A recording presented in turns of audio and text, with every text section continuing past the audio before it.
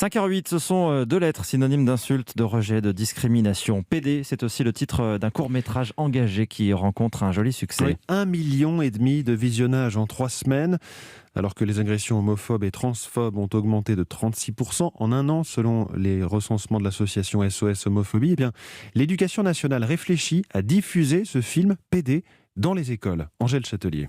Olivier Lallard, le réalisateur du court-métrage PD, forme des collégiens et des lycéens au métier du cinéma. Et cette insulte sort souvent de la bouche des élèves, ce qui l'a poussé à faire un film sur l'homophobie. Dans leur tête, c'était pas forcément dit de manière homophobe, mais c'était un peu l'insulte tendance. Et je me suis posé la question et je voulais alerter sur ce mot-là et justement le déconstruire et interpeller dessus en fait sur le sens de ce mot parce qu'il peut blesser. Pour ça, il met en scène Thomas, 17 ans, qui tombe amoureux d'un garçon. Au lycée, ça finit par se savoir et les remarques fusent. Moi, je me change plus à côté de lui.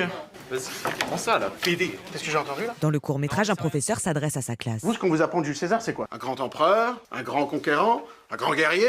Jules César, c'est aussi un grand PD. Monsieur, vous avez dit PD là? Moi, j'ai le droit parce que je le suis. Olivier Lallard a déjà montré son film à des lycéens et les réactions sont en demi-teinte. Quand on a projeté la première scène du film où les deux garçons s'embrassent pour la première fois, on entendait des vrais des bas au fond de la salle, des vraies réactions de dégoût très fortes et où à la fin, sur 150 élèves, on leur a demandé qui a été dégoûté et on en a 15 qui ont levé la main quand même. Le chemin est donc encore long. Plusieurs académies l'ont déjà contacté pour diffuser le film dans leur établissement. Angèle Châtelier pour Europe 1. C'était le journal de François Geffrier, il est 5h10.